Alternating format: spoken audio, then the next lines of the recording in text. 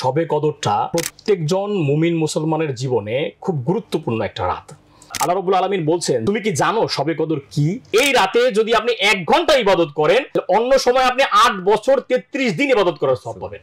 ইবাদতের ক্ষেত্রে কোয়ান্টিটির চেয়ে কোয়ালিটি বড়। আমি যদি বুঝতে পারি যে আজকে শবে কদর, তাহলে আমি কি করব? হে আল্লাহ, তুমি ক্ষমা করতে ভালোবাসো, তুমি ক্ষমাশীল, সুতরাং তুমি আমাকে ক্ষমা করে দাও। আমরা তাকওয়া মানে কি বুঝি বলেন তো? সবাই বলবে আল্লাহ ভীতি। না, এটা ভুল ধারণা। জানার নাম ইসলাম না, জানতে হবে, মানতে হবে। আপনি একদম নিশ্চিতভাবে শবে কদর পাবেন, এরকম একটা মাত্র আমলই রাসূল সাল্লাল্লাহু আলাইহি ওয়াসাল্লাম বলেছেন। ইয়াং পিপলদের মধ্যে অনেকে চায় যে আমরাও দাওয়াতি কার্যক্রমে নিজেদেরকে নিয়োজিত করব। সো এরকম যাদের আগ্রহ আছে তাদের জন্য কি সাজেশন দিবেন? আমাদের নসিবে যদি শবে কদর আসে, তাহলে আমাদের 1 নাম্বার কাজ হবে যে আমরা এই দোয়াটা বেশি বেশি পড়ব।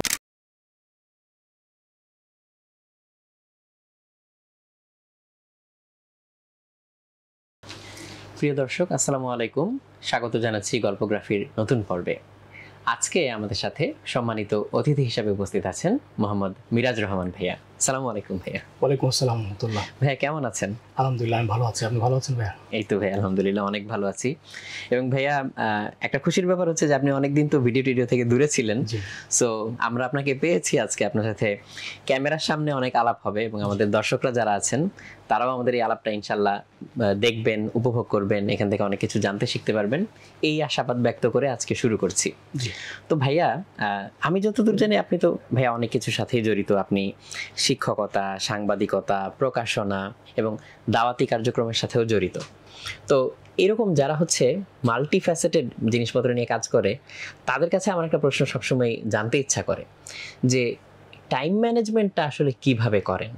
কারণ এক একটা কাজের জন্য থাকে না যে এক একটা সার্টেন মাইন্ডসেট লাগে। সো আমি যখন একটা কাজ করছি, তখন হয়তো আমি একটা মাইন্ডসেট নিয়ে চললে এফিশিয়েন্টলি কাজ করতে পারবো। আবার সুইচ করলে হয়তো আমাকে ডিফারেন্ট মাইন্ডসেটে ট্যাপ ইন করতে হবে। সো এই কাজটা এফোর্টলেসলি আসলে কিভাবে করেন? প্রথমেই ধন্যবাদ জানাচ্ছি আপনাকে ভাইয়া, এবং রকমারি.com-কে ধন্যবাদ জানাচ্ছি। আসলে আপনি যেই পেশার কথাগুলো বলেছেন, সবগুলো মিলিয়ে আসলে কাজ কিন্তু একটা। আমি আসলে সাংবাদিকতা করি, লেখালেখি করি বা শিক্ষকতা করি, সব মিলিয়ে আমাদের মূল কাজ হচ্ছে আমরা ইসলামের প্রচারক। আমরা আসলে ইসলাম প্রচার করি।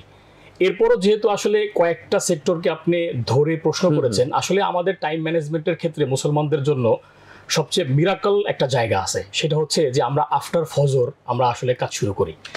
মানে যেখানে অন্যান্য মানুষের দিন শুরু হয় 10টা থেকে 11টা থেকে, তখন মানে ওর চেয়ে 4-5 ঘন্টা আগে আমাদের দিন শুরু হয়।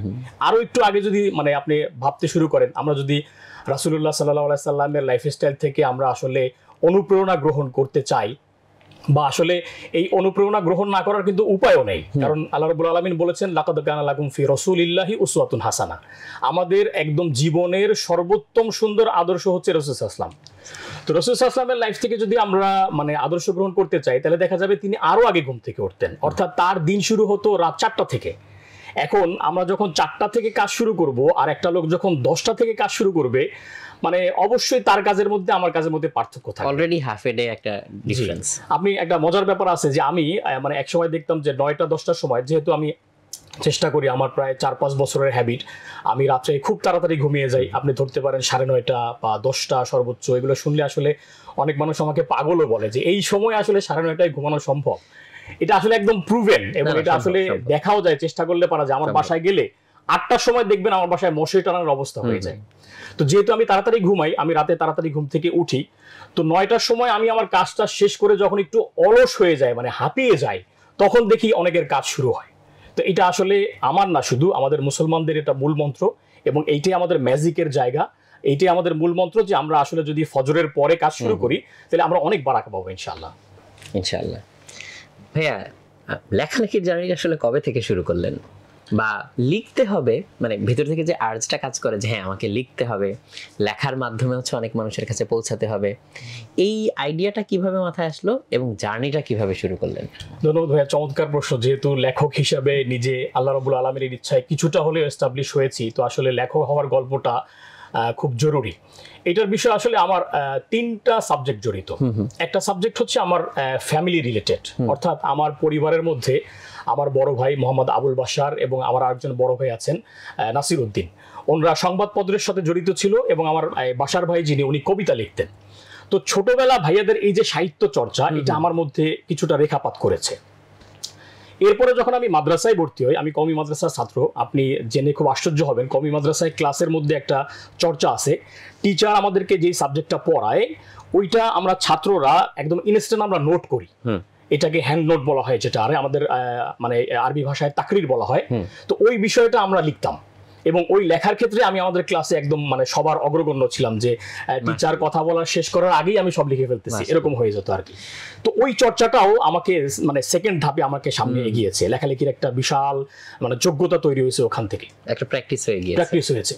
সর্বশেষ যে বিষয়টা ভাইয়া, আসলে এই কথাটা আমি আসলে বলতে চাই না, না বললেও হয় না, আমি আল্লাহ রাব্বুল আলামিন আমাকে এমন একজন মানুষকে স্বপ্ন দেখিয়েছেন, যাকে স্বপ্ন দেখার জন্য লক্ষ লক্ষ মানুষ আসলে আমল করে, রিয়াজাত করে, সাধনা করে। তো ওই স্বপ্নটার ব্যাখ্যা আমার যারা ওস্তাদ আছেন, আমার যারা পরামর্শকারী মুরব্বী আছেন, তারা আমাকে ব্যাখ্যা করেছেন যে ওই স্বপ্নটার মূল টার্গেটটা হচ্ছে যেন আমি নিজেকে লেখালেখিতে জড়াই।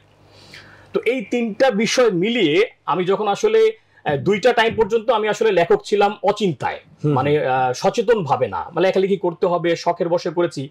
তো যখন স্বপ্নটা দেখেছি তখন আসলে আমি আমাকে আমার অনেক কিছু বন্ধ করে দিয়ে আমি আমাকে আসলে লেখালেখি করতে হবে, বা এইটাই আমার আসলে মূল কাজ, এইটার মাধ্যমেই আমার সাকসেসনেস আসবে, এইটার মাধ্যমেই আমি সফল হব, এই জিনিসটাকে আমি একদম মানে জীবনের সাথে জড়িয়ে নিয়েছি, মানে জিনিসটাকে একদম ফোকাস এবং প্রায়োরিটিতে উপরের দিকে নিয়ে আসি। আলহামদুলিল্লাহ। এবং যখন ফোকাস এবং প্রায়োরিটি দিয়ে আমি কাজটা শুরু করেছি, আমি অনেক বারাকা পেয়েছি ভাইয়া, আমি এত বারাকা পেয়েছি যেটা আসলে মানে আমি ব্যাখ্যা করে বোঝাতে পারবো না।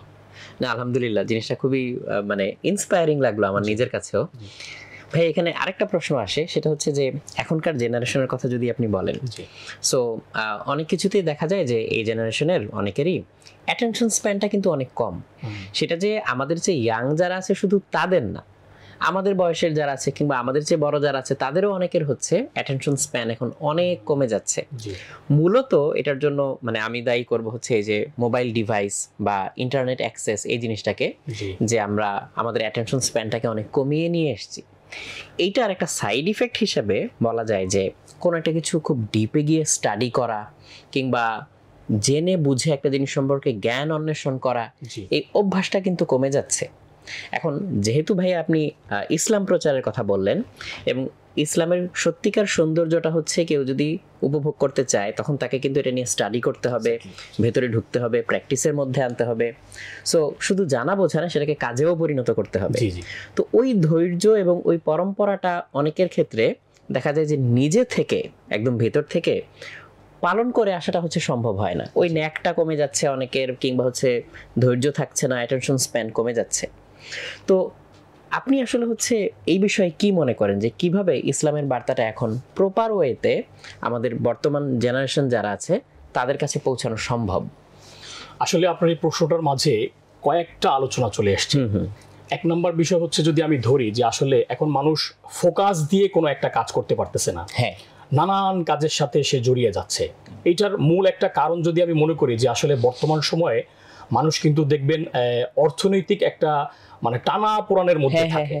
আপনি যদি কোনো একটা ক্যালকুলেশন দেখবেন যে 2090 সালে যদি আপনি খুঁজতে চান, বা 1990 সালের ডাটা খুঁজতে চান, দেখবেন যে আসলে একটা চাকরির পরে দ্বিতীয় কাজ করা মানুষ 100 জনের মধ্যে হয়তো 2 জন খুঁজে পাওয়া যায়, খুব রেয়ার। কিন্তু আপনি এখন যদি খোঁজেন এই 2025 সালে এসে, তাহলে দেখবেন যে 100 জনের মধ্যে 95 জনই দ্বিতীয় কাজ করে, 5 জন লোক কাজ করে না। তো এইখানে আসলে অর্থনৈতিক এই জিনিসটা কাটিয়ে ওঠা খুব জরুরি, কিন্তু আমি এটাকে আসলে গুরুত্বপূর্ণ মনে করি না। যেমন আমাদের আরবিতে একটা কথা আছে, আল ইস্তেকামাতু ফাওকাল কারামা, অর্থাৎ আপনি যদি একচ্ছত্রভাবে একক মনে কোনো একটা কাজ করেন, সেই কাজটা বুজুর্গদের যে কারামত আছে অর্থাৎ অলৌকিক ঘটনা আছে তার চেয়ে ভালো, মানে ধারাবাহিকতা।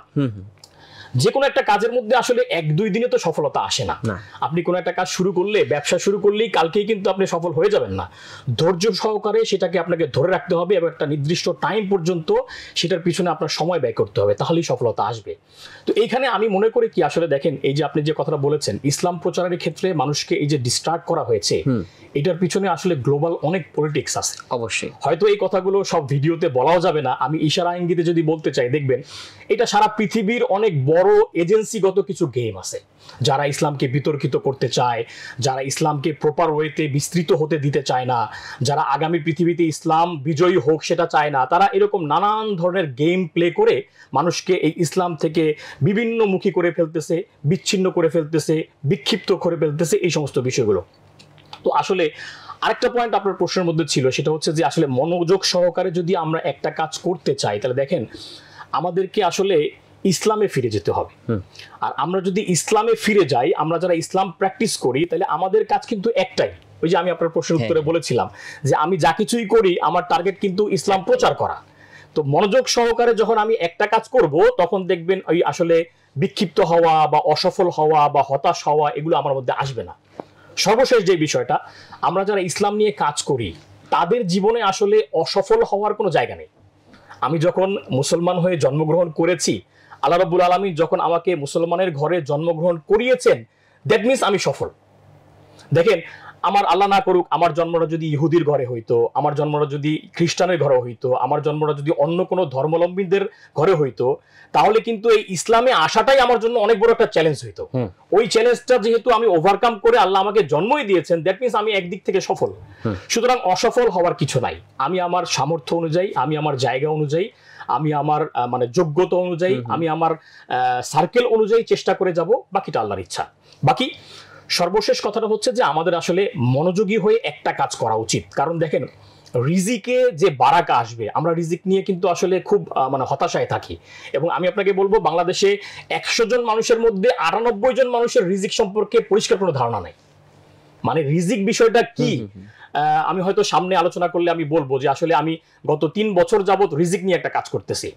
আপনি দেখবেন যে রিজিক বলতে আমরা শুধু টাকা পয়সাই বুঝি, আসলে রিজিকের সর্বনিম্ন একটা এলিমেন্ট হচ্ছে টাকা পয়সা। আচ্ছা, রিজিকের আরো অনেক বড় বড় জায়গা আছে যেগুলো আমরা জানি না। তো আমরা যদি আসলে রিজিকে বারাকা চাই, তাহলে আমাদেরকে মনোযোগ সহকারে, মনোযোগ দিয়ে, নানামুখী না হয়ে একটা কাজ করা ছাড়া কোনো বিকল্প নাই। মানে একদম সেটাকে ফোকাসের মধ্যে রাখতে হবে। ফোকাসের মধ্যে রাখতে হবে। ভাই, এখানে তাহলে আরেকটা প্রশ্ন তো এর সাথে চলেই আসে মাথায়, সেটা হচ্ছে যে এখন আমাদের নলেজ সিকিং এর যে চ্যানেলগুলো আছে, তার মধ্যে অনেকগুলোই কিন্তু হচ্ছে ইন্টারনেট নির্ভর। যে আমি হয়তো কোনো একটা লেখা পড়লাম, একটা আর্টিকেল পড়লাম, কিংবা ইউটিউবে কোনো একটা ভিডিও পেলাম, কিংবা দেখা যায় যে ফেসবুক, ইউটিউব বা যে কোনো সোশ্যাল মিডিয়াতেই ইসলাম নিয়ে অনেকে অনেক রকম হচ্ছে বক্তব্য দেন বা অনেক মাসলা মাসাইল দেন, কিংবা হচ্ছে অনেক কিছু জানান এরকম। তো এইখানেও তো আসলে একটা পটেনশিয়াল রিস্ক থেকে যাচ্ছে যে এর মধ্যে কিছু কিছু এমন হয়তো কন্টেন্ট আছে যেটা হয়তো আরো বেশি কনফিউশন ক্রিয়েট করে দিচ্ছে, বা এর মধ্যে অনেক কিছু আছে হয়তো মানুষকে মিসলিড করার মতো এলিমেন্ট আছে এর মধ্যে। সো এই জিনিসগুলো আসলে হচ্ছে যাচাই বাছাই করা বা এখান থেকে নিজেকে প্রোটেক্ট করার আসলে উপায় কি? ধন্যবাদ ভাইয়া, আপনি একটা চমৎকার বিষয় এবং সমসাময়িক প্রয়োজনীয় বিষয় মানে উঠিয়ে নিয়ে আসছেন। সেটা হচ্ছে, দেখেন, আমি যদি প্রথম কথা হচ্ছে আমি যদি ইসলামকে জানতে চাই, ইসলাম কিন্তু শুধু আসলে জানার ধর্ম না, ইসলামকে জানতে হবে, সাথে সাথে মানতে হবে। জানা এবং মানা এই দুইটা মিলিয়ে কিন্তু আপনার ইসলামের স্ট্যান্ডার্ড মানে ফিক্সড হবে। আপনি কতটুকু জানলেন এটার উপরে কিন্তু আপনার বিচার না বা আপনার সফলতা না, কতটুকু জানলেন পাশাপাশি কতটুকু মানলেন। তো এখন আমি যদি ইসলাম সম্পর্কে আসলে প্রপার ওয়েতে জানতে চাই, তাহলে একাডেমিক পড়াশোনার কোনো বিকল্প নাই। একাডেমিক পড়াশোনা, এখন আপনি বলতে পারেন যে দেখেন প্রযুক্তি আসলে এটা আসলে এখন প্রযুক্তি এমন একটা জায়গায় চলে এসেছে, এইটাকে আসলে আমাদের ডিনাই করার মতো অপশন নাই, এটাকে আমরা ছুঁড়ে ফেলে দিতে পারবো না বা এটা আমরা বাদ দিয়ে চলতে পারবো না। প্রযুক্তিকে আমাদের সাথে রাখতে হবে, কিন্তু প্রযুক্তিকেই একমাত্র মাধ্যম বানানো যাবে না। দ্যাটস ওয়াই আপনি অনেকগুলো ঝামেলা থেকে মুক্ত থাকবেন। আপনাকে ইসলাম পড়াশোনা করতে হলে আপনাকে অবশ্যই একাডেমিক পড়াশোনা করতে হবে। একাডেমিক পড়াশোনা করলে আপনাকে অবশ্যই এমন একজন টিচার সিলেক্ট করতে হবে যিনি ইলম, যার জ্ঞান আছেন, পাশাপাশি যিনি আমলি, ওই ইলম অনুযায়ী যিনি আমল করেন, এরকম একজনের তত্ত্বাবধানে আপনাকে চলতে হবে। আর যে বিষয়টা বললেন আসলে মানে নানামুখী তথ্য, এটা আমি এর আগে যে আলোচনা করেছি, ইসলামকে বিতর্কিত করার জন্য এটা একটা মাধ্যম, এটা আসলে বাই এজেন্ডা করা হয়েছে। আপনি দেখেন এখানেও যদি আপনারা যেহেতু প্রযুক্তির মানুষ, আপনি যদি 1950 সাল বা 1980 সাল, 1990 সাল বা 2000 সালের ঘটনাও দেখেন, এত বেশি ইসলাম কিন্তু ইন্টারনেটে ছিল না এবং এত বেশি বিতর্কিত আলোচনা কিন্তু ইন্টারনেটে ছিল না। আমি আপনাকে শুরুতে বলেছিলাম যে আমি ভিডিও প্রোগ্রাম ছেড়ে দিয়েছি। কেন ছেড়ে দিয়েছি একটা কারণ বলি, তাহলে আপনি বুঝবেন। আমি একটা টেলিভিশন প্রোগ্রামে গেলাম, টেলিভিশন প্রোগ্রামে গিয়ে আমি একটা সাবজেক্ট রূপে আলোচনা করতেছি ইসলাম হলো এমন একটা বিষয় যে আপনি যদি একটা শব্দের সাথে আরেকটা শব্দ মিলিয়ে না বোঝেন তাহলে ইসলামটা আপনি বুঝতে পারবেন না। একাংশের সাথে আরেকাংশ যদি মিলিয়ে না বোঝেন তাহলে পরিপূর্ণ ইসলামটা আয়ত্ত হবে না, এরকম একটা বিষয়। এখন আমি একটা কথা বলেছি, কথা বলার পরে কি হয়েছে যে আমি কথা শেষ করার আগেই আমার টাইম শেষ, সুতরাং আমি কথাটা প্রপার ওয়েতে বলতে পারতেছি না। দ্বিতীয় কথা হচ্ছে যে এই ভিডিওটা যিনি ইউটিউবে বা মনে করেন সোশ্যাল মিডিয়াতে বা বিভিন্ন প্ল্যাটফর্মে যারা ছাড়তেছেন, যে এডিটিং করতেছেন, তার কিন্তু ইসলাম সম্পর্কে নলেজ নাই। তার কাছে মনে হচ্ছে যে এই জিনিসটা কেটে ছাড়লে এটা দিয়ে আমি ইনকাম বেশি করতে পারবো, সে ওই জায়গাটা ভিউ বেশি হবে, কিন্তু সে কিন্তু ইসলামের প্রপার মেসেজটা ছাড়তেছে না।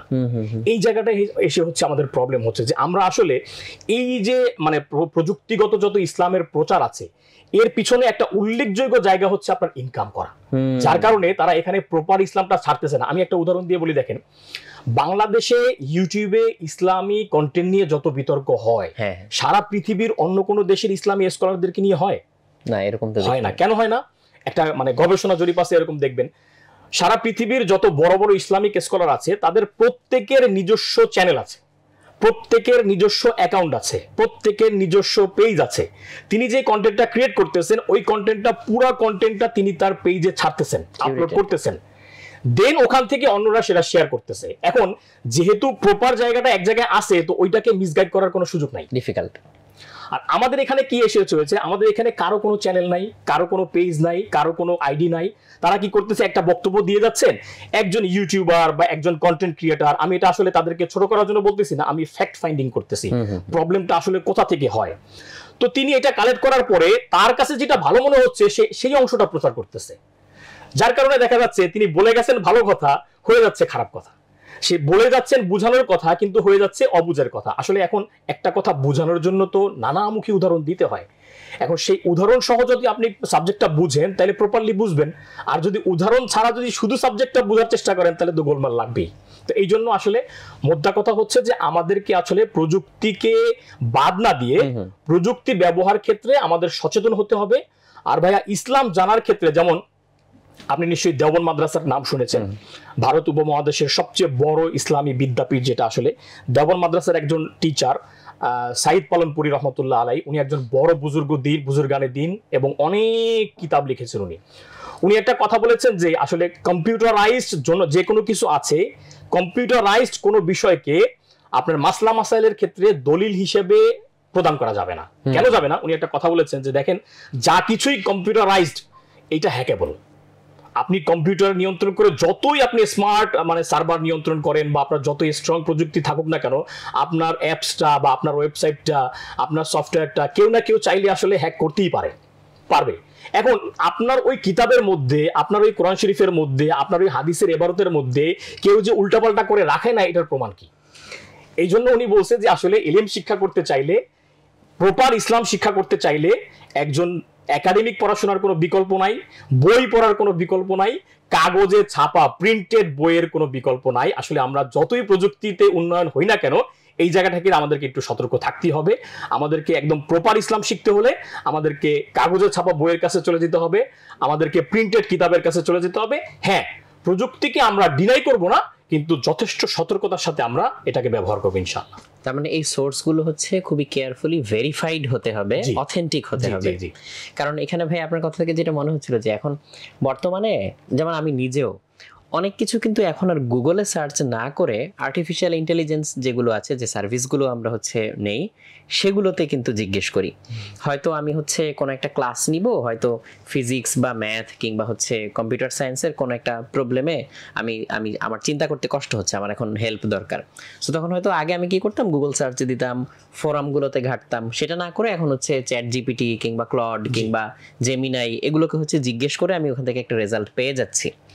তার মানে ইসলাম বিষয়ক যে কোনো হচ্ছে মাসলা মাসাইল কিংবা সমাধান কিংবা ফতোয়া, এই ব্যাপারে আসলে এই ধরনের অটোমেটেড সিস্টেম যেগুলো আছে এগুলোকে আসলে রেফারেন্স বা দলিল হিসাবে নেওয়া যাবে না। না, এটাকে নেওয়া যাবেও না, বলা যাবে না, আবার একবারে ছেড়েও দিবেন সেটাও বলা যাবে না। নলেজটা হয়তো আমি পাবো। কারণ হচ্ছে কি, দেখেন আমি আপনাকে এখানে দুইটা পার্থক্য যদি বলি, আমরা যদি ইসলাম বাদ দিয়ে জেনারেল কোনো বিষয় আমরা চ্যাট জিপিটি ব্যবহার করি অথবা কোনো ওপেন এআই কে আমরা সাবজেক্ট নেই, সেটা আমরা নিতে পারবো। কারণ কি, আপনারা জানেন যে এআই আসলে জিনিসটা কি, ওকে যেভাবে ট্রেন করা হচ্ছে, ওকে যতটুকু ডাটা দেওয়া হচ্ছে, ওই ডাটার আলোকে সে কি করতেছে, আপনাকে একটা সাপোর্ট দিচ্ছে, ঠিক না, একটা মানে পদ্ধতি দিয়ে দিচ্ছে। তো এখন সেই ক্ষেত্রে ইসলাম নিয়েও যদি এআই কে ওইরকম যথেষ্ট পরিমাণ ডাটা দেওয়া হয়, আপনি যদি মনে করেন ফর এক্সাম্পল এআই কে বলেন যে তোমাকে আমি এই 10টা পিডিএফ বই দিলাম, মনে করো আকিদার উপরে 10টা পিডিএফ বই আছে, তুমি এই 10টা পিডিএফ বইয়ের মধ্যে থেকে আমাকে একটা আর্টিকেল রেডি করে দাও, এটা ফাইন। এক্ষেত্রে এআই তার নিজস্ব মতামত প্রচার করার বা ভুলভাল প্রচার করার কিন্তু সুযোগ নাই, এটা আপনি করতে পারবেন। কিন্তু একজন মুফতি সাহেবের কাছে আমরা যেভাবে কি আসলে মাসলা জিজ্ঞেস করি, ওইভাবে এআই এর কাছে আপনার মাসলা জিজ্ঞেস করা, এটা হচ্ছে আপনার বোকামি। কারণ কি, সে তো তার ওই নলেজের আলোকে আপনাকে ফতোয়া দিবে, ঠিক না। তার কাছে মনে করেন হানাফি মাযহাবের নলেজ চলে আসবে, শাফি মাযহাবের নলেজ চলে আসবে, মালিকি মাযহাবের নলেজ চলে আসবে, হাম্বলি মাযহাবের নলেজ চলে আসবে, সে সবগুলোকে মিলিয়ে তখন আপনাকে একটা কি দেবে, ফতোয়া দেবে। তো এইটা তো আপনার জন্য আসলে পালন করা খুব কঠিন হয়ে যাবে। তো এই জন্য আমরা বলি আসলে এআই এর ক্ষেত্রে, এআই নিয়ে আমাদের একটা খুব চমৎকার গবেষণা আছে। আপনিও জানবেন, আমাদের একজন বড় ভাই আছেন ইউসুফ সুলতান ভাই, মালয়েশিয়াতে থাকেন, ওনার একটা ইন্টারভিউ করেছিলাম আমি এআই নিয়ে। ওইখানে আমরা চমৎকার একটা সলিউশনে এসেছিলাম যে আসলে এআইটা এখন যেই পর্যায়ে এসছে, এই এআইটাকে আসলে ইসলামকে বেস করে ওইভাবে ট্রেন আপ করা সম্ভব হয়নি। হ্যাঁ, যদি কোনো একটা সময় এআই কে ইসলাম সম্পর্কে তাকে ফুলফিল ট্রেন আপ করা সম্ভব হয়, বা এআই যে সমস্ত জায়গা থেকে তার ডেটাগুলো কালেকশন করে ওই জায়গাগুলো যদি 100% অথেন্টিক হয়, তাহলে আমরা এআই থেকে আপনার ইসলামের সমাধান নিতে পারবো। আর অতক্ষণ পর্যন্ত আমরা নিতে পারবো না। যেমন আমি একটা উদাহরণ দিই, মাক্তাবায়ে শাবেলা নামে একটা সফটওয়্যার আছে, আপনি হয়তো জানবেন। এখানে লক্ষ লক্ষ কিতাব এখানে ইনক্লুড করা, আরবি ভাষায়, ইংরেজিতে, নানান টাইপের বিভিন্ন কিতাব ইনক্লুড করা।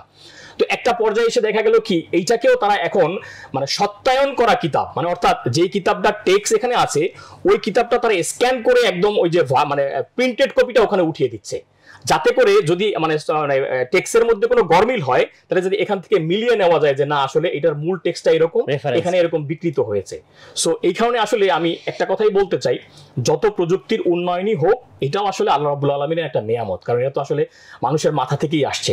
এই যে দেখেন গুগলের সার্চটা কিভাবে আসছে, আমি যখন মানুষ মানে একটা কোনো মনে করেন আমি আমার চক্ষু বন্ধ করে চিন্তা করলাম যে নয়ন, একটা নাম চিন্তা করলাম, আমার মাথার মধ্যে কিন্তু আমার সেই ছোটবেলা থেকে এখন পর্যন্ত যত নয়নের সাথে সম্পর্ক হয়েছে, পরিচয় হয়েছে, সবাই কিন্তু চলে আসবে। তো এই যে সার্চ ইঞ্জিনটা, এটা কিন্তু আসলে মানুষের মাথা থেকেই আসছে, মানে আল্লাহ রাব্বুল আলামিনের নিয়ামত হিসেবে আসছে। তো এই নিয়ামতকে তো আমরা আসলে ডিনাই করতে পারবো না। এখানে একটা গুরুত্বপূর্ণ বিষয় হচ্ছে যে আমরা কোনো মুরব্বীর তত্ত্বাবধানে থেকে, মানে কোনো গুরুত্বপূর্ণ বা মনে করেন ফকিহ আলেম বা গ্রহণযোগ্য আলেম, যার এই সম্পর্কে নলেজ আছে এবং ইসলাম সম্পর্কে ভালো ডিপ নলেজ আছে, এরকম কোনো একজন মুরব্বীর তত্ত্বাবধানে থেকে আমরা এই সমস্ত প্রযুক্তিগুলোকে সচেতনতার সঙ্গে ব্যবহার করব ইনশাআল্লাহ। ভাইয়া মানে জিনিসটা ক্লিয়ার করাতে আসলে ভালো হলো। মানে এই জিনিসটা নিয়ে আসলে ওইভাবে কথাবার্তা হয় না খুব একটা, বা পাবলিক স্ফিয়ারে আসলে হচ্ছে কথাবার্তা খুবই কম পেয়েছি আমি, যে আমরা এই বিষয়ে কোন ধরনের গাইডলাইনটা ফলো করব। সো এটা আমার মনে হয় আমাদের দর্শকদের অনেকের হয়তো মনে প্রশ্ন ছিল, সো উপকার হলো আমাদের, আলহামদুলিল্লাহ। ভাই এরপরে যে বিষয়টাতে যেতে চাচ্ছিলাম মূলত হচ্ছে, যেটা নিয়ে আমাদের আজকে একটু লম্বা আলোচনা করার ইচ্ছে, সেটা হচ্ছে শবে কদর নিয়ে। মাশাআল্লাহ। তো এই বিষয়ে হচ্ছে আসলে তো প্রশ্নের শেষ নেই। সো আমি বরং এটা যদি আপনার অনুমতি নিয়ে আপনার হাতেই ছেড়ে দেই, যে আমরা আসলে জিনিসটাকে কিভাবে দেখি, বলতে কি যে আসলে হচ্ছে আমাদের সমাজে, আমি বলবো যে বাংলাদেশের সমাজেই অনেক ধরনের হচ্ছে ধারণা প্রচলিত আছে, হয়তো কিছু ঠিক কিছু ভুল, আবার হয়তো অনেক ধরনের কনফিউশন আছে অনেকের, কিংবা এটার গুরুত্বটা আসলে আমরা সবাই ঠিক মতো আসলে ধরতে পারি কিনা, এবং সেই অনুযায়ী যদি ধরতে পারতাম তাহলে আমাদের হচ্ছে বিহেভিয়ারটা কেমন হতো, আমলটা কেমন হতো, আর না পারলে আসলে কেমন হয়। সো এই সব কিছু মিলিয়ে আসলে অনেক ধরনের প্রশ্ন আমাদের মাথায় চলে আসে। তো আমি ভাইয়া আপনার কাছেই চলে যাচ্ছি। জি ধন্যবাদ ভাই। আসলে দেখেন, শবে কদরটা প্রত্যেকজন মুমিন মুসলমানের জীবনে খুব গুরুত্বপূর্ণ একটা রাত। এমনিতেই আসলে রমজান মাসটা খুব গুরুত্বপূর্ণ। যেমন দেখেন আপনাদের রকমারি.কমেও যদি মাসব্যাপী কোনো অফার চলে, সেই অফারের মধ্যে থেকে আবার মেগা অফার দেওয়া হয় না, বা এক্সক্লুসিভ অফার দেওয়া হয় না। তো 12 মাসের মধ্যে রমজান মাসটা মুসলমানের জন্য এমনিতেই একটা অফারের মাস। এই অফারের মধ্যে আবার একটা এক্সক্লুসিভ অফার হচ্ছে শবে কদর। আসলে শবে কদরটা জিনিসটা কি? শবে কদরটা জিনিস হচ্ছে যে আমরা যদি পবিত্র কোরআনের দিকে তাকাই, আল্লাহ রাব্বুল আলামিন বলেছেন, ইন্না আনজালনাহু ফি লাইলাতিল কদর ওয়া মা আদরাকা মা লাইলাতুল কদর লাইলাতুল কদরি খায়রুম মিন আলফি শাহর। অর্থাৎ আল্লাহ রাব্বুল আলামিন বলছেন যে আমি এই শবে কদরের রাতে পবিত্র কোরআনকে নাজিল করেছি। তুমি কি জানো শবে কদর কি? শবে কদর হচ্ছে 1000 মাসের চেয়ে উত্তম। তাহলে দেখেন, একটা জিনিস পাইলাম যে আমরা শবে কদর এমন একটা রাত, যেই রাতটা ইকুয়াল টু হচ্ছে 1000 রাতের চেয়ে বেশি। মানে এই রাতে কোন একটা কাজ করবেন, আপনি করবেন 1 কিন্তু পেয়ে যাবেন 1000 প্লাস, আপনি করবেন হচ্ছে 1 কিন্তু আপনি পেয়ে যাবেন 1000-এর চেয়েও বেশি, ঠিক না? এটা হচ্ছে শবে কদর। এখন এই জিনিসটা আসলো কিভাবে আমাদের মাঝে? রাসূলুল্লাহ সাল্লাল্লাহু আলাইহি সাল্লাম থেকে একটি হাদিসে বর্ণিত আছে, এবং এটা মানে শবে কদরের যে আমরা সূরা কদর, এই সূরা কদরের শানে নজুল, মানে এই কদর সূরাটা কেন নাজিল হয়েছে সেটার প্রেক্ষাপট হিসেবে এই হাদিসটা আছে। ইবনে কাসিরের মধ্যে বর্ণনাটা আসছে যে রাসূলুল্লাহ সাল্লাল্লাহু আলাইহি ওয়াসাল্লাম একবার সাহাবীদের সামনে বসে অন্যান্য নবীদের উম্মতের আমল নিয়ে আলোচনা করতেছিলেন। তখন তিনি জাকারিয়া আলাইহিস সালাম, তারপরে ইউসা ইবনে নুন, তাদের ঘটনাগুলো বলতেছেন যে তারা লাগাতার 80 বছর ইবাদত করেছেন, একদম 80 বছর ইবাদত করেছেন, তার মধ্যে তারা কোনো রেস্ট নেননি। তো এখন সাহাবীরা তো আসলে আমাদের মতো ছিলেন না, তারা আসলে আমলে আগ্রহী ছিলেন। আমলের কথা শুনলে তাদের মধ্যে পিপাসা জাগতো যে ওই লোক এতটা আমল করেছে, এর চেয়ে বেশি কিভাবে আমি করতে পারি, কম্পিটিটিভ ছিল তার মধ্যে। তো তারা রাসূল সাল্লাল্লাহু আলাইহি ওয়াসাল্লামকে জিজ্ঞেস করে, ইয়া রাসূলুল্লাহ, তাহলে আমরা তো আসলে অভাগা হয়ে গেলাম, কেন? আমরা তো 80 বছর বাঁচি না, তাহলে 80 বছর লাগাতার ইবাদত করব কিভাবে? তখন এই কথাটা শুনে রাসূল সাল্লাল্লাহু আলাইহি ওয়াসাল্লাম আসলে একটু চিন্তায় পড়ে গেলেন যে তাহলে আমাদের সাহাবীরা কি আসলে ঠকে যাচ্ছে, তারা ইবাদত করতে পারতেছে না। তখন জিবরাইল আলাইহিস সালামের মাধ্যমে এই সূরা কদরটা নাজিল হয়েছে। বলা হয়েছে যে দেখো, তোমরা আসলে ঠকনি, তোমাদেরকে অফারের মধ্যে মেগা অফার দেওয়া হয়েছে, বা অফারের মাসের মধ্যে তোমাদেরকে একটা এক্সক্লুসিভ অফার দেওয়া হয়েছে। কি? তোমাদেরকে এমন একটা রাত দান করা হয়েছে, যেই রাতটায় যদি তোমরা ইবাদত করো তাহলে তোমাদের 1000 মাস ইবাদত করার চেয়ে উত্তম। এখানে আমি একটু সামনেই বলি, দেখেন এখন যদি শবে কদর, তাহলে দেখেন একটা রাত, রাত মানে কি? আরবিতে রাত হচ্ছে ভাইয়া আগে আসে, মানে আমরা যে মাগরিবের নামাজটা পড়বো, এই মাগরিবের নামাজ থেকে পরবর্তী দিন শুরু হয়ে যাবে। তো এখন যখন এই রাতটা আগে আসবে, দিনটা পরে আসবে, তাইলে এখন আমাদের যখন এই রাতটা আসবে, একটা রাত মানে কি? ধরেন সন্ধ্যা 6টা থেকে ভোর 6টা পর্যন্ত যদি আমরা ধরি, তাহলে 12 ঘন্টা। এই 12 ঘন্টার মধ্যে একটা মানুষ তো আসলে 12 ঘন্টা ইবাদত করা সম্ভব না। সম্ভব? ধরেন আমরা যদি 2 ঘন্টা বাদ দিয়ে, তার বিভিন্ন জরুরত পূরণের সময় বাদ দিয়ে আমরা যদি 10 ঘন্টা ইবাদত ধরি, তাহলে আপনি এই শবে কদরের রাতটাকে যদি 10 ঘন্টা আপনি সিলেক্ট করেন, তাহলে এই রাতে আপনি 1 সেকেন্ড যদি ইবাদত করেন, তাহলে অন্য সময় আপনি 20 ঘন্টা ইবাদত করার সওয়াব পাবেন। এই রাতে আপনি যদি 1 মিনিট ইবাদত করেন, তাহলে অন্য সময় আপনি 50 দিন ইবাদত করার সওয়াব পাবেন। এই রাতে যদি আপনি 1 ঘন্টা ইবাদত করেন, তাহলে অন্য সময় আপনি 8 বছর 33 দিন ইবাদত করার সওয়াব পাবেন। মানে এইটা আসলে কি, এক্সক্লুসিভের উপরে যদি কোনো অফার থাকে, আসলে সেটা অফার। দেখ, 1 সেকেন্ড ইবাদত করতে কি লাগে ভাই? একবার সুবহানাল্লাহ বললে 1 সেকেন্ড হয়ে যায়। 1 মিনিট ইবাদত করতে কিছুই লাগে না। 2 রাকাত নামাজও তো 1 মিনিটে পড়া যায় না, 1 ঘন্টা ইবাদত। এবং এখানে দেখেন যে এই যে 8 মানে 1 ঘন্টা ইবাদত করলে আমি 8 বছর 33 দিন ইবাদত করার সওয়াব পাবো। এটা কিন্তু আবার লাগাতার। মানে আমার পক্ষে কি সম্ভব বলেন তো? একজন মানুষ হিসেবে প্রশ্ন করা যায় যে আমি 8 বছর লাগাতার ইবাদত করা আমার পক্ষে সম্ভব? কোনোভাবেই সম্ভব না। তো এইটা হচ্ছে আসলে শবে কদরের আসলে খুব এক্সক্লুসিভনেস। এখন আসলে শবে কদরটা আসলে আমাদেরকে জানতে হবে কখন। এটা নিয়ে আমি বলি, আমাদের সমাজে শবে কদর কেন্দ্রিক যে সমস্ত প্রচলিত ভুল আছে, এর মধ্যে অন্যতম একটা প্রচলিত ভুল হচ্ছে যে আমরা 26 রমজান দিবাগত রাতকেই শবে কদর মনে করে বসে থাকি, মানে এটা ফিক্সড। কিন্তু এটা আসলে কিন্তু ফিক্সড না। এটা 26 তারিখ দিবাগত রাতেই যে শবে কদর, এটা কোনোভাবেই ফিক্স না। দ্বিতীয় একটা প্রচলিত ভুল হচ্ছে, আমরা মনে করি যে শবে কদরে আমাদের একটা নামাজের প্রতিযোগিতায় লিপ্ত হয়ে যায়। 100 রাকাত নামাজ পড়তে হবে, 200 রাকাত নামাজ পড়তে হবে। ভাই, ইবাদতের ক্ষেত্রে আমাদেরকে একটা বিষয় সবসময় মাথা রাখতে হবে, কোয়ান্টিটির চেয়ে কোয়ালিটি বড়। আমাকে কোয়ান্টিটির দিকে তাকাতে হবে না, আমাকে কোয়ালিটির দিকে তাকাতে হবে। আমি যদি 2 রাকাত নামাজ খুব খুজু খুশুর সঙ্গে ভালোভাবে আদায় করি, আর 200 রাকাত নামাজ যদি আমি সেকেন্ডের মধ্যে পড়ে ফেলি, আসলে ওটার চেয়ে 2 রাকাত নামাজের গুরুত্ব আমাদের কাছে অনেক বেশি। দেখেন, প্রসঙ্গত কারণে একটা কথা বলতেছি, আল্লাহ রাব্বুল আলামিন কোরআন শরীফে বলেছেন, ইন্নাস সালাতা তানহা আনিল ফাহশাই ওয়াল মুনকার। অর্থাৎ আপনি নামাজ পড়বেন, নামাজ আপনাকে সব ধরনের খারাপ কাজ থেকে বিরত রাখবে। কিন্তু আমাদের সমাজে এমনও নামাজি আছে যিনি 10 বছর যাবত 5 ওয়াক্ত নামাজ পড়তেছেন, কিন্তু তিনি সুদ খাচ্ছেন। 10 বছর যাবত তার 1 ওয়াক্ত নামাজও কাজা হচ্ছে না, কিন্তু তিনি হারাম কাজ করতেছেন। কেন? তিনি নামাজটা নামাজের মতো পড়তেছেন না। নামাজের ব্যাপারে আরেকটা কথা আছে যে অনেক নামাজি নামাজ পড়ে, কিন্তু আল্লাহ রাব্বুল আলামিনের কাছে এটা পৌঁছানোর আগে তার চেহারায় ছুঁড়ে মারা হয়। মানে সে নামাজটাকে উদাসীনতার সাথে পড়তেছে। রাসূল সাল্লাল্লাহু আলাইহি ওয়াসাল্লামের একটা হাদিস আছে, রাসূল সাহেব বলেছেন যে সবচেয়ে বড় চোর ওই ব্যক্তি যে নামাজে চুরি করে। তো সাহাবারা জিজ্ঞেস করে, ইয়া রাসূলুল্লাহ, নামাজে চুরি করে মানে? বলছে সে রুকু সিজদা মানে রকনগুলো যেভাবে আছে ওইভাবে আদায় করে না। তো আমি একটু অন্যদিকে চলে যাচ্ছি যে শবে কদরে আমরা নামাজের প্রতিযোগিতার মধ্যে মানে ঢুকবো না। আরো একটা প্রচলিত ভুল চালু আছে, সেটা হচ্ছে আমরা শবে কদরে অনেকে গোসল করি এবং গোসল করে অনেকে বলে, এটা আমাদের গ্রামে প্রচলিত আছে যে মাথা মোছে না। মাথার পানি টপ টপ করে পড়তে থাকে এবং সেটার সাথে গুনাহ ঝরে পড়ে। এগুলো আসলে একদম বানোয়াট কথাবার্তা। শবে কদর নিয়ে আসলে এই ধরনের কোনো রেফারেন্স হাদিসে নাই।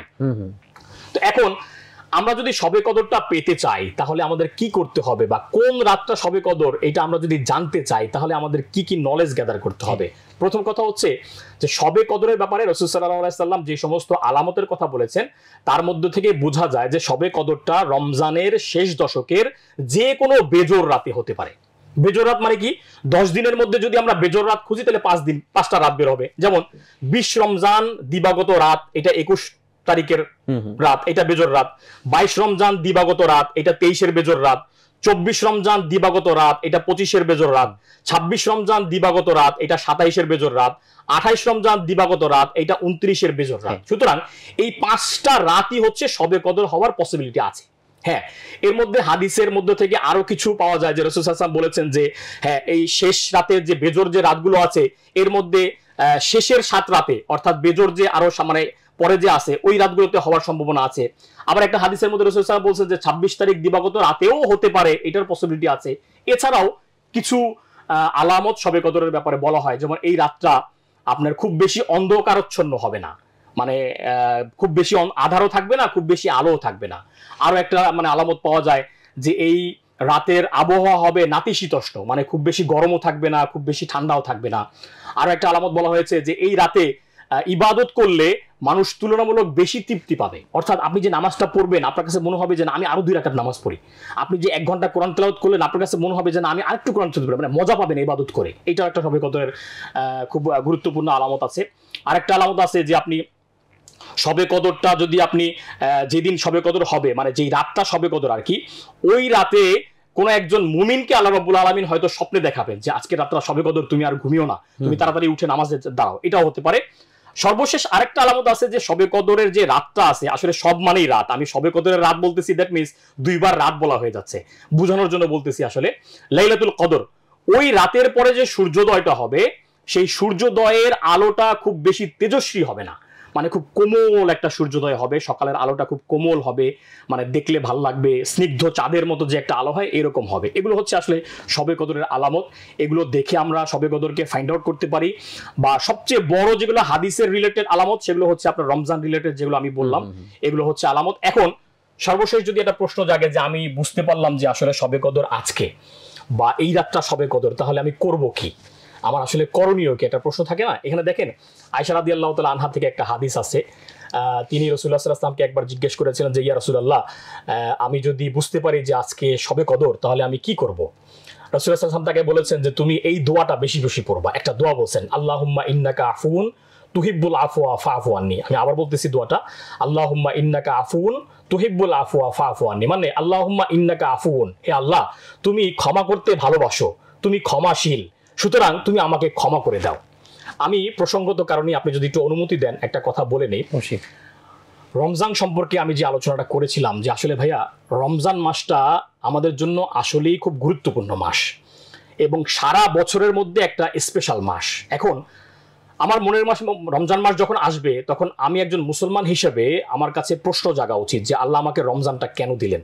যেমন আপনি একটা কাজ করলে আপনি প্রশ্ন জাগেন না যে আসলে এই কাজটা আমি কেন করব। এই কেন উত্তরটা মাথার মধ্যে থাকলে কিন্তু কাজটা করা সহজ হয়, গুরুত্ব বাড়ে, ঠিক না? রমজান আল্লাহ রাব্বুল আলামিন মুমিন বান্দাদেরকে দিয়েছেন যতগুলো কারণ আছে এর মধ্যে 2টা কারণ হচ্ছে খুব গুরুত্বপূর্ণ। একটা কারণ সম্পর্কে আল্লাহ রাব্বুল আলামিন পবিত্র কোরআনেই বলেছেন, কুতিবা আলাইকুমুস সিয়াম কামা কুতিবা আল্লাযীনা মিন ক্বাবলিকুম লাআল্লাকুম তাত্তাকুন।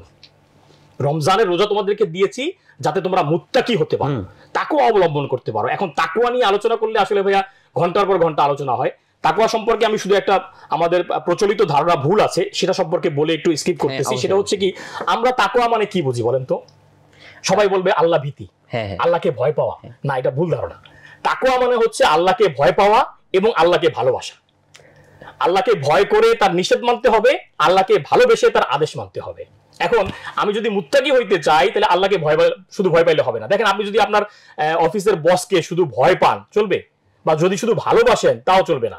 তাকে যথাযথ গুরুত্ব দিতে হলে তাকে ভয় পেতে হবে, তাকে ভালোবাসতে হবে। সো আমরা যদি মুত্তাকি হইতে চাই তাহলে আল্লাহকে ভালোবাসতে হবে, ভালোবেসে তিনি যা আদেশ করেছেন সেগুলো মানতে হবে, আর তাকে ভয় করতে হবে, ভয় করে তিনি যে নিষেধ করেছেন সেটা থেকে আমাদেরকে বিরত থাকতে হবে।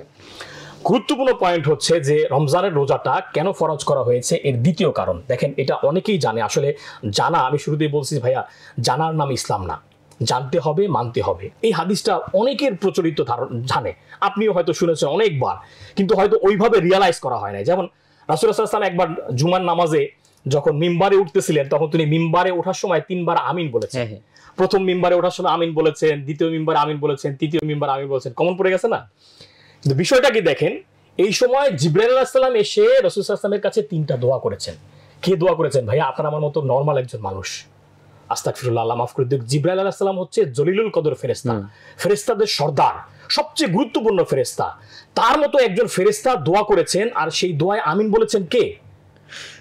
যাকে না সৃষ্টি করলে পৃথিবীর কিছুই সৃষ্টি করা হতো না। মানে দুইজনই খুব মোস্ট ইম্পর্টেন্ট মানুষ, একজন ফেরেশতা, মানে মোস্ট ইম্পর্টেন্ট ব্যক্তিত্ব, একজন ফেরেশতা, একজন মানুষ, আমাদের নবী। তো জিবরাইল আলাইহিস সালাম দোয়া করেছেন যে ইয়া রাসূলুল্লাহ, আপনার উম্মতের মধ্যে যেই ব্যক্তি রমজান মাস পাইলো কিন্তু সে তার গুনাহ মাফ করাইতে পারলো না, সে ধ্বংস। রাসূল সাল্লাল্লাহু আলাইহি ওয়াসাল্লাম বলেছেন আমিন। তাইলে এখন রমজান মাস আমাদের কাছে আসছে কেন ভাই? গুনাহ মাফ করাইতে হবে। দেখেন, এই যে শবে কদরের দোয়াটা রাসূল সাল্লাল্লাহু আলাইহি ওয়াসাল্লাম শিক্ষা দিয়েছেন, সেই দোয়াটা কিসের? গুনাহ মাফ করার জন্য। আয়েশা রাদিয়াল্লাহু তাআলাকে বলছে যে তুমি যদি মনে করো যে শবে কদর তুমি পেয়েছো, তাহলে তুমি কোন দোয়াটা পড়ো? এই দোয়াটা পড়ো। যে দোয়াটা কি? যে আল্লাহ আপনি ক্ষমাশীল, আপনি ক্ষমা করতে ভালোবাসেন, আপনি আমাকে ক্ষমা করে দেন। এখন আমরা যদি শবে কদর পাই, আমাদের নসিবে যদি শবে কদর আসে, তাহলে আমাদের 1 নাম্বার কাজ হবে যে আমরা এই দোয়াটা বেশি বেশি পড়বো। মানে আমরা আল্লাহর কাছে ক্ষমা চাইবো, আমাদের গুনাহ মাফ করাবো, আমাদের যাবতীয় যত কিছু আছে এগুলো আল্লাহর কাছে কি করবো? আমরা ক্ষমা চাইবো। আর যেহেতু এইটা একটা এক্সক্লুসিভ অফারের মাস, দ্যাট মিনস আমি আগেই বলেছি যে এই রাতে 1 সেকেন্ড ইবাদত করলে আপনি অন্য সময় 20 ঘন্টা ইবাদত করার সুযোগ পেয়ে যাচ্ছেন। সো যে কোনো ধরনের ইবাদত হইতে পারে, আপনি জিকির আজকার বলেন, কোরআন তেলাওয়াত বলেন, নামাজ বলেন, দান সদকা বলেন, কল্যাণ কামিতা বলেন, যে কোনো ধরনের আপনার মানে ইবাদত আপনাকে মনে হইতে পারে, এটা আপনি করবেন, এবং এইটা করলেই এটার আমরা বেনিফিট পেয়ে যাব। তো আরেকটা বিষয় আমি এখানে অ্যাড করতেছি, সেটা হচ্ছে আপনিও জানবেন, যেহেতু দোয়ার কথা বলা হয়েছে, দোয়া আল্লাহ রাব্বুল আলামিনের কাছে দোয়া করব, আল্লাহ রাব্বুল আলামিন আমাদের দোয়া শুনবেন, এটাই তো নিয়ম। আসলে দেখেন, আমাদের রব হচ্ছে এমন একজন রব যার কাছে না চাইলে তিনি বেজার হন, চাইলে খুশি হন। পৃথিবীতে কোনো এরকম বস আছে যার কাছে চাইলে সে মানে বেজার হয় না? বেশি চাইলে কিন্তু সে একসময় রাগ হয়ে যায়। কিন্তু আমাদের ক্রিয়েটরের ক্ষেত্রে কিন্তু বিষয়টা সম্পূর্ণ ভিন্ন। তার কাছে যদি আমরা না চাই, তাহলে তিনি বরং আমাদের উপরে রাগ হন। এই জন্য আমরা চাইবো, তার কাছে বেশি বেশি চাইবো। এবং আজকের এই রমজানের চাওয়ার মধ্যে আমি একটা বিষয়, আমার যারা শুনছেন এই কথাটা, বা পরবর্তীতেও যদি যারা শুনেন, তাদের কাছে আমার একটা আবেদন থাকবে যে আমরা আসলে জানতেছি যে ফিলিস্তিনে আমাদের মুসলমান ভাইদের অবস্থা খুবই খারাপ। তাদের উপরে বিভিন্নভাবে আসলে নির্যাতন চালানো হচ্ছে, আক্রমণ করা হচ্ছে। সারা পৃথিবীর কোনো মানবাধিকারের দৃষ্টিকোণই আসলে তাদের পক্ষে পড়তেছে না। তো এখন আমরা একটা জিনিস বিশ্বাস করি, আসলে পৃথিবীতে যা ঘটছে এটা আসলে আল্লাহর পরিকল্পনা অনুযায়ী ঘটছে। এই যে প্যালেস্টাইনের মুসলমানদেরকে মারা হচ্ছে, ইহুদিরা মারছে, এটা আসলে আল্লাহর পরিকল্পনা অনুযায়ী হচ্ছে, তার হুকুমের বাইরে আসলে কিছু হয় না। তদুপরি একজন মুসলমান হিসেবে আসলে আমরা বাংলাদেশে পড়ে আছি, আমাদের আসলে করণীয় কি? মুসলমান ভাইদের জন্য আমরা আসলে দোয়া করতে পারি বেশি বেশি। আমরা আল্লাহ রাব্বুল আলামিনের কাছে শবে কদর পেলে আল্লাহর কাছে বেশি বেশি দোয়া করবো, আল্লাহ তোমার হিকমতের বাইরে অবশ্যই কিছু হচ্ছে না, তারপর একজন মানুষ হিসেবে আসলে এটা আমার সহ্য হচ্ছে না, তুমি এই বিষয়টা আমাদের সহ্যের মধ্যে এনে দাও, যে বিষয়টার জন্য যেটা ভালো সেটাকে তুমি ফয়সালা করে দাও। এরকম আমরা দোয়া করব। এটা একটা স্পেশাল দোয়া আমাদের এবারের রমজানে থাকতে পারে। পাশাপাশি হচ্ছে আমরা শবে কদর যেন মিস না হয়, এই জন্য একটাই মাত্র আমল আছে, যাদের সুযোগ আছে তারা এই কাজটা করবে। অর্থাৎ আপনি একদম নিশ্চিতভাবে শবে কদর পাবেন, এরকম একটা মাত্র আমলই রাসূল সাল্লাল্লাহু আলাইহি ওয়াসাল্লাম বলেছেন। অন্য কোনো কাজ দিয়ে নিশ্চিতভাবে শবে কদর পাবেন না। সেটা কি? ইতিকাফ করা। রমজানের শেষ 10 দিনে রাসূলুল্লাহ সাল্লাল্লাহু আলাইহি ওয়াসাল্লাম গুরুত্ব সহকারে ইতিকাফ করেছেন। আয়েশা রাদিয়াল্লাহু তাআলা আনহা বলেছেন যে এইটা রাসূল সাল্লাল্লাহু আলাইহি ওয়াসাল্লাম মৃত্যু পর্যন্ত করেছেন। অর্থাৎ আমরা ইতিহাস থেকে জানতে পারি রাসূল সাল্লাল্লাহু আলাইহি ওয়াসাল্লাম তার জীবনে 9টা রমজান পেয়েছেন। অর্থাৎ দ্বিতীয় হিজরিতে হচ্ছে রোজা ফরজ হয়েছে, রমজানের রোজা। রাসূলুল্লাহ সাল্লাল্লাহু আলাইহি ওয়াসাল্লাম 11 হিজরিতে ইন্তেকাল করেছেন। তো মাঝখানে 9টা রমজান তিনি পেয়েছেন। তো 9টা রমজানের কোন রমজানেই তিনি ইতিকাফ মিস করেন নাই। এবং তিনি বলেছেন যে তোমরা যদি নিশ্চিতভাবে শবে কদর লাভ করতে চাও, তাহলে তোমরা ইতিকাফ করো। সুতরাং আপনাদের মাধ্যমে আমি আমাদের মুসলিম ভাই বোনদের কাছে আহ্বান জানাইতে চাই, যারা নিশ্চিতভাবে শবে কদর লাভ করতে চান তারা অবশ্যই ইতিকাফ করেন। আর ইতিকাফ করতে না পারলে যে বেজোর রাতগুলো আছে, সেই বেজোর রাতগুলোতে যেন আমরা কোনোভাবেই হেলায় না কাটাই, আমরা আসলে বেশি বেশি ইবাদত করতে পারি, বেশি বেশি দোয়া করতে পারি। না, আলহামদুলিল্লাহ ভাইয়া, মানে খুবই গুরুত্বপূর্ণ সাজেশন এই জিনিসটা। সো এটা একেবারে হচ্ছে নিশ্চিত উপায় যে আমরা সবাই কদর পাবোই পাবো, এরকম একটা। ভাই এখান থেকে আরেকটা জিনিস মাথায় আসলো যে ইয়াং পিপলদের মধ্যে অনেকে চায় যে আমরাও দাওয়াতি কার্যক্রমে হচ্ছে নিজেদেরকে নিয়োজিত করব, বা আমরা হচ্ছে এই ধরনের হয়তো একটা ইফোর্ট দেওয়ার চেষ্টা করব এরকম। সো এরকম যাদের আগ্রহ আছে তাদের জন্য কি সাজেশন দিবেন? তারা কোন জিনিসটাকে হচ্ছে মাইন্ডসেটে হয়তো বেশি প্রায়োরিটি দিবে, বা কোন জিনিসটাকে বেশি বেশি ফোকাসে রাখবে? চমৎকার কথা বলেছেন ভাইয়া। আসলে ইসলামের দাওয়াতের কাজ করার জন্য অনেকগুলো ওয়ে আছে। যেমন আমরা যখন পড়াশোনা করেছি, আমাদের যারা টিচার আছেন, আমার একজন বিখ্যাত টিচার আছেন বাংলাদেশের, খুব প্রসিদ্ধ আলেমে দ্বীন আল্লামা আবু তাহের মেজবা, উনি বাংলাদেশের একদম টপ লেভেলের আরবি সাহিত্যিক। তো হুজুরের কাছ থেকে আলহামদুলিল্লাহ আমি অনেক কিছু শিখেছি। তো হুজুরের কাছ থেকে, হুজুর একজন লেখক মানুষ, আপনারা অবশ্যই জানেন হুজুরের লেখালেখিতে হুজুরের অবদান অনেক, বাংলা সাহিত্যে হুজুরের অবদান অনেক। আমার সৌভাগ্য হয়েছে হুজুরের কিছুদিন সান্নিধ্যে থাকার। তো হুজুরের কাছ থেকে আমরা ইসলামী দাওয়াতের যতগুলো ওয়ে আছে, যতগুলা মাধ্যম আছে, এর মধ্যে সবচেয়ে তুলনামূলক প্রভাবশালী, দীর্ঘস্থায়ী এবং তুলনামূলক রিস্ক কম, সেটা হচ্ছে লেখালেখির মাধ্যমে দ্বীনের খেদমত করা। কারণ কি, দেখেন আমি এই যে কথা বলতেছি, আপনি একটা জায়গায় গিয়ে কথা বলবেন, তো ভাই একটা মানুষ লাগাতার 1 ঘন্টা কথা বললে তার স্লিপ অফ টাং 2-1টা কথা হতেই পারে। অবশ্যই। এই যে আমি আলোচনার প্রথমে একটা কথা বলে আসছি যে এই যে আমাদের কন্টেন্ট ক্রিয়েটর ভাইরা, তখন ওই স্লিপ অফ টাংটাকেই কিন্তু তারা কন্টেন্টের শিরোনাম করে দেয়। এইটার কারণে কি, তাদের একটা আসলে মানে একটা টার্গেট থাকে, একটা উদ্দেশ্য থাকে। তো এইটা কিন্তু আসলে লেখালেখির ক্ষেত্রে হয় না। যেমন আমি যখন আসলে লেখালেখিকে নিজের খেদমতের জায়গা হিসেবে সিলেক্ট করেছি, তখন কিন্তু আমি এই চিন্তা করেই করেছি যে আমি একটা লেখা অনেকবার দেখতে পারবো, একটা লেখা অনেকবার সম্পাদনা করতে পারবো, একটা লেখা বছরের পর বছর ধরে গবেষণা করতে পারবো, দেন আমি এটা পাবলিকেশনসে যেতে পারবো। একটা লেখা আমি 5 জনকে দেখাতে পারবো, আমি 10 জনকে দেখাতে পারবো, আমি এডিটিং এর পরে এডিটিং করাইতে পারবো, তারপর এটা পাবলিশ করতে পারবো, ঠিক না? কিন্তু একটা কথা বলে ফেললে, রেকর্ড হয়ে গেলে, এটা ছেড়ে দিলে ওইটা কিন্তু আর এডিট করার অপশন নাই। অবশ্যই। তো এই জন্য তরুণদের মধ্যে যারা ইসলামের খেদমত করতে চান বা ইসলাম প্রচারে আসলে তো আমাদের অবদান না রেখে উপায় নেই। কারণ রাসূলুল্লাহ সাল্লাল্লাহু আলাইহি ওয়াসাল্লাম বলে গেছেন যে বাল্লিগু আন্নী ওয়ালাউ আয়া। রাসূলুল্লাহ সাল্লাল্লাহু আলাইহি ওয়াসাল্লাম থেকে আমরা যেই শিক্ষাটা অর্জন করেছি, তার যেই বাণীগুলো আমাদের কাছে এসেছে, এগুলো তো আমাদেরকে প্রচার করতেই হবে। তো সেই প্রচারের ক্ষেত্রে আমি মনে করি যে লেখালেখিটা হচ্ছে আসলে তুলনামূলক অনেক সেফ, অনেক ভালো, এবং এটা পাওয়ারফুল, ইম্প্যাক্ট অনেক বেশি পাওয়ারফুল। কারণ কি, দেখেন আমি কেন লিখি, আমাকে যদি প্রশ্ন করেন আমি লিখি কেন, দেখেন এক হচ্ছে দিনের প্রচার করতে হবে, লিখতে হবে। দ্বিতীয়ত হচ্ছে এটা সাদাকায়ে জারিয়ার একটা অনেক বড় মাধ্যম। আমি থাকবো না, 1000 বছর পরে মানুষ আমার বই পড়বে এবং তার কাছ থেকে আমি দোয়া পাবো। এই যে ইমাম বুখারী রহমতুল্লাহ আলাই, বাংলাদেশে সহ সারা পৃথিবীতে কোরআন শরীফের পরে সবচেয়ে গ্রহণযোগ্য বই হচ্ছে কি, বুখারী শরীফ। দেখেন এই ভদ্রলোক কত বছর হয়ে গেছে, কত লক্ষ হাজার বছর হয়ে গেছে তিনি নাই, কিন্তু তার কিতাব আমরা পড়তেছি, তার কিতাবের মাধ্যমে আমরা উপকৃত হচ্ছি। তো এটা একটা সদকায়ে জারিয়ার অনেক বড় একটা জায়গা। তো এই সদকায়ে জারিয়াকে মানে মাথায় রেখে আমরা লেখালেখির মাধ্যমে দ্বীনের প্রচার করতে পারি। তবে এই ক্ষেত্রেও সতর্কতা আছে। যেমন আমি আসলে প্রসঙ্গটা না বলেই পারতেছি না, কয়েকদিন আগে আমাকে একজন ফোন করেছেন। ফোন করে উনি আমাকে বলতেছেন যে ভাইয়া আমি একটা বই লিখেছি, বইটা পাবলিশ করবেন আপনি? তাই বললাম যে ভাইয়া আমি তো আসলে প্রকাশক না, আর আমার প্রকাশনীর মূল হচ্ছে আমার ভাতিজা, ওর সাথে যোগাযোগ করো। পরক্ষণে আমার মনে হলো যে কি লিখেছে একটু অন্ততপক্ষে জানতে তো পারি। আমি বললাম ভাইয়া কি লিখছেন? তো উনি বললো যে আমি কোরআন হাদিসের সমন্বয় করে একটা বই লিখেছি। কি লিখেছে? মনে করেন এই একটা কাজ সম্পর্কে কোরআন কি বলেছে, হাদিস কি বলেছে। পরে আমি জিজ্ঞেস করলাম যে ভাইয়া আপনার যদি কিছু মনে না করেন পড়াশোনার ব্যাকগ্রাউন্ডটা বলবেন। উনি বললেন যে আমি এখন ইন্টারে পড়ি স্কুলে।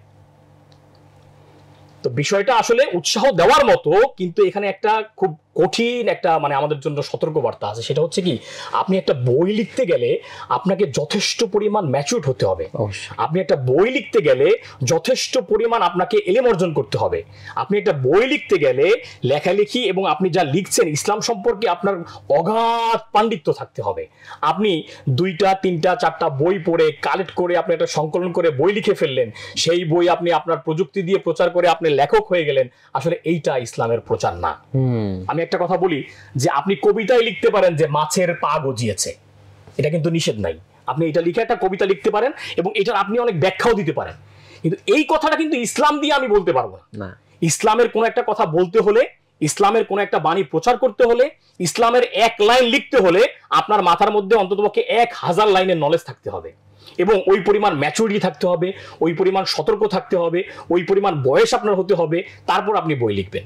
সো তরুণদের মধ্যে যারা লিখতে চায় তাদের জন্য এটা আসলে একটা বড় সতর্কতার বিষয়। আসলে নিজে যথেষ্ট যোগ্য হওয়ার পরে লেখালেখিতে আসা উচিত এবং যথেষ্ট টাইম নিয়ে আসা উচিত।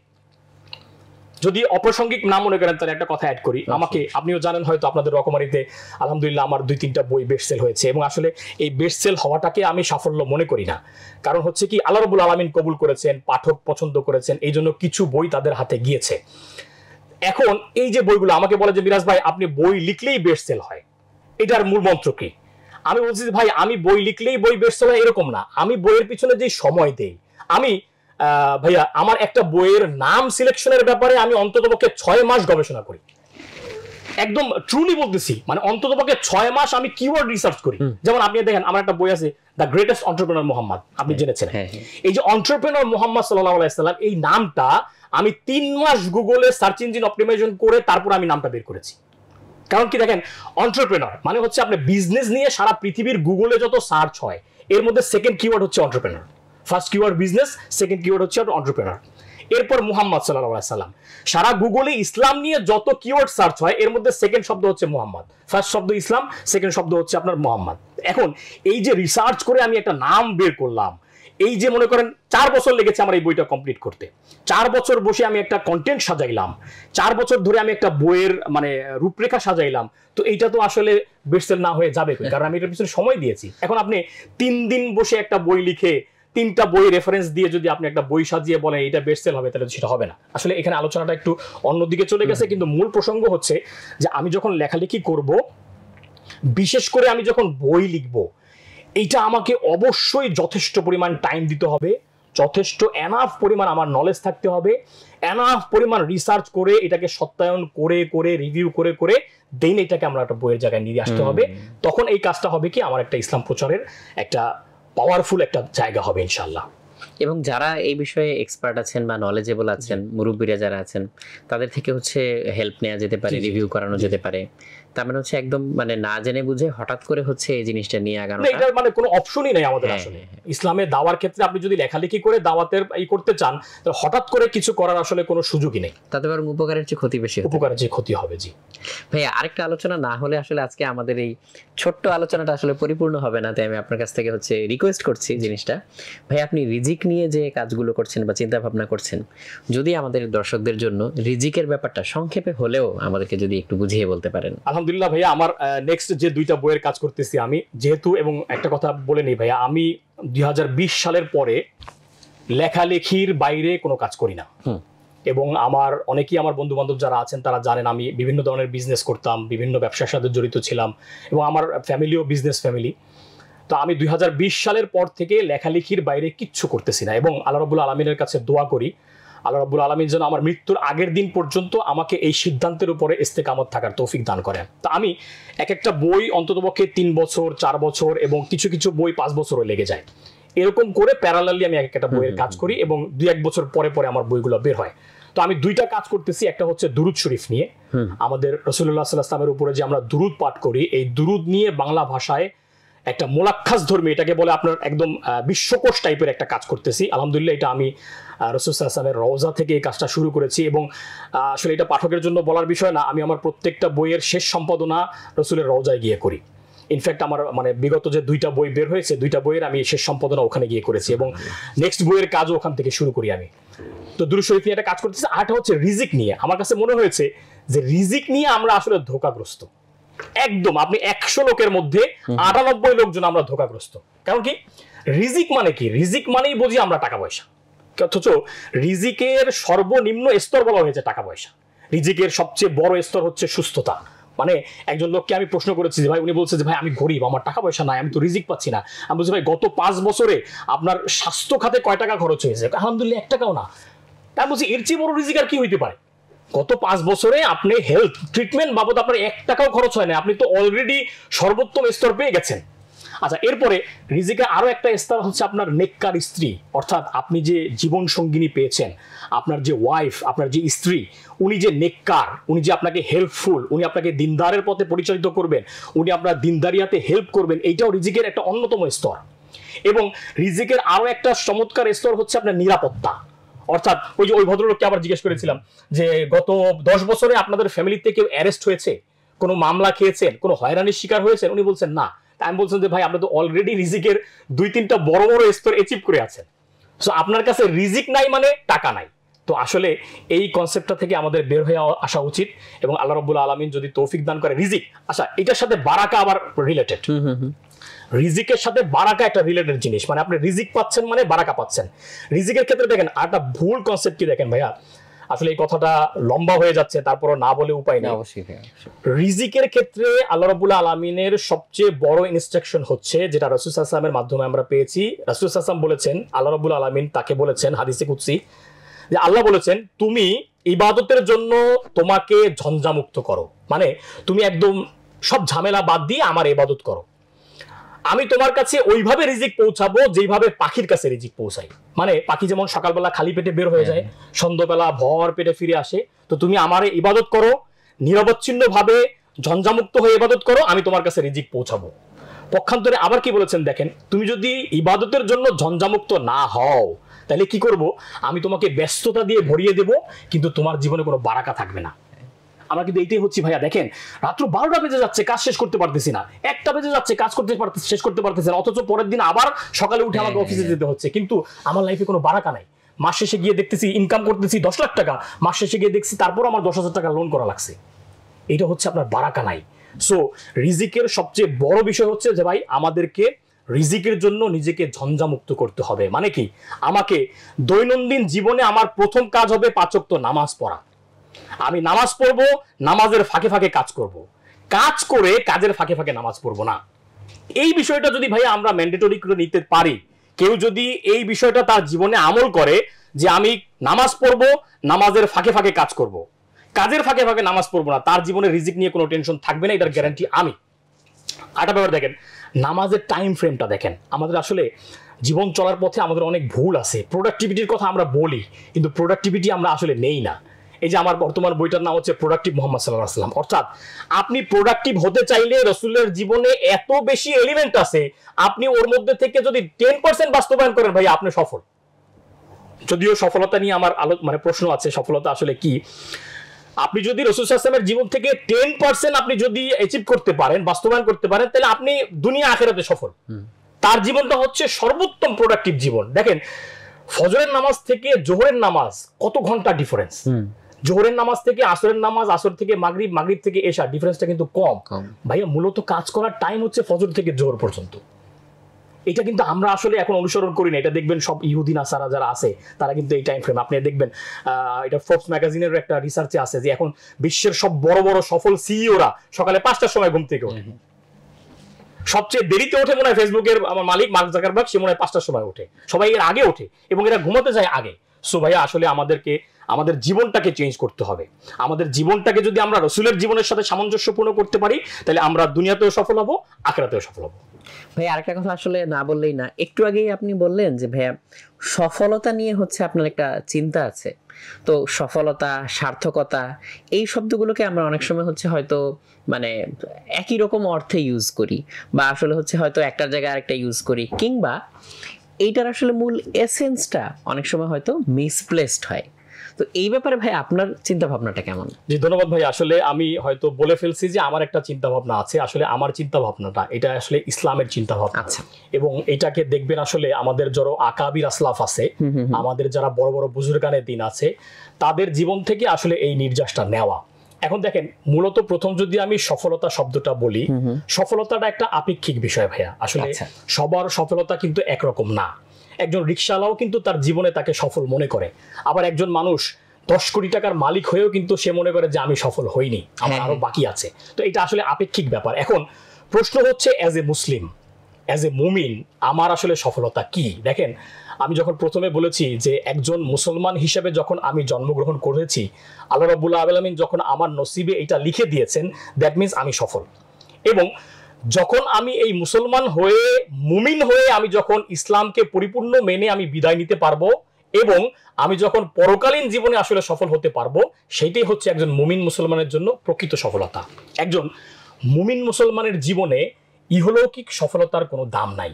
আপনি অনেক বড় সেলিব্রিটি হলেন, আপনাকে লক্ষ লক্ষ কোটি কোটি মানুষ চিনতেছে, আপনার ফলোয়ার আপনার কথা শুনতেছে, কিন্তু আখেরাতে আল্লাহ রাব্বুল আলামিনের জায়গায় গিয়ে আপনি আটকা পড়ে গেলেন।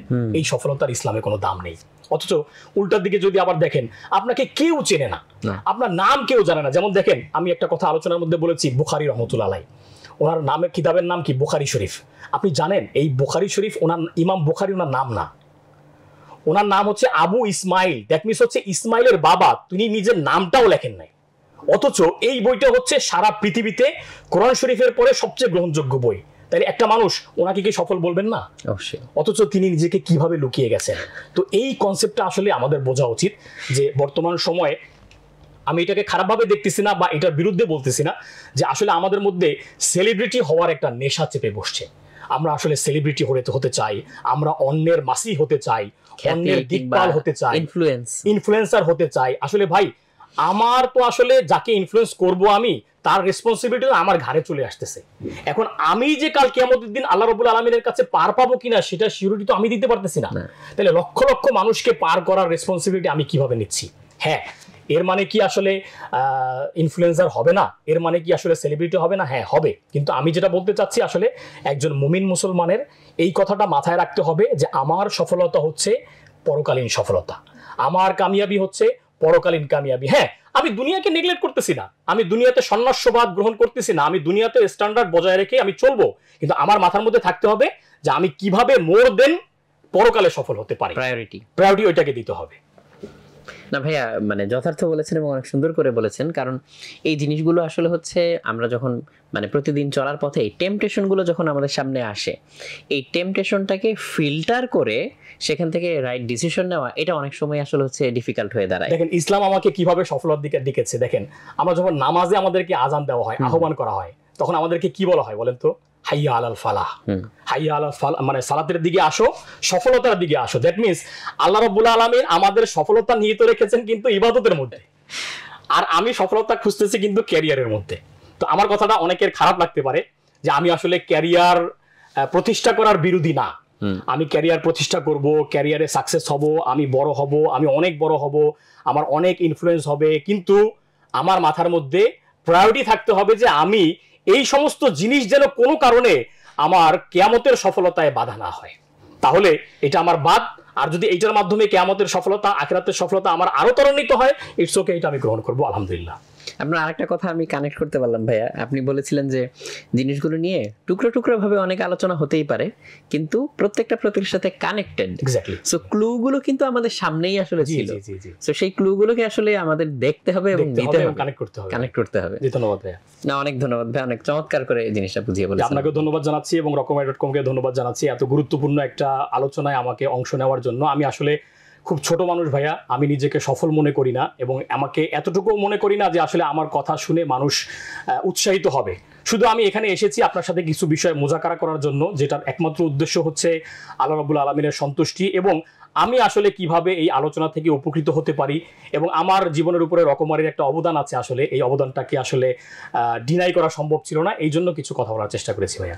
না, আলহামদুলিল্লাহ ভাইয়া, আমি তো আশা করব যে আমি নিজে তো বটে এবং আমাদের দর্শকরা যারা হচ্ছে আজকের অনুষ্ঠানটা দেখলেন, তারাও সবার নিজের জন্য, মানে নিজের জীবনের জন্য এবং নিজের দৈনন্দিন জীবনে তো বটেই, অনেক ক্ষেত্রেই হতে পারে, এই বিষয়গুলো আমরা যাতে খেয়াল রাখি, আমরা যাতে বিষয়গুলোকে মাথায় রাখি এবং ভাইয়া যে প্রায়োরিটির কথা বারবার বললেন, ওই প্রায়োরিটি সেটিংটা যাতে আমরা ভুল না করে বসি, প্রায়োরিটিটা যাতে মিসপ্লেসড না হয়। প্রায়োরিটি যদি ঠিক থাকে তখন আমরা অনেক কিছুই করব, হয়তো আমাদের জেনারেল ডিরেকশনটা তখন ঠিক থাকবে। আর প্রায়োরিটিতে মিসম্যাচ হলেই আসলে হচ্ছে সমস্যা। সবাইকে আবারও অনেক ধন্যবাদ জানিয়ে আমরা আজকে এখানে শেষ করছি। ইনশাআল্লাহ পরবর্তী পর্বে সবার সাথে আবারও দেখা হবে এবং গুরুত্বপূর্ণ বিভিন্ন বিষয় নিয়ে আলোচনা হবে। আসসালামু আলাইকুম।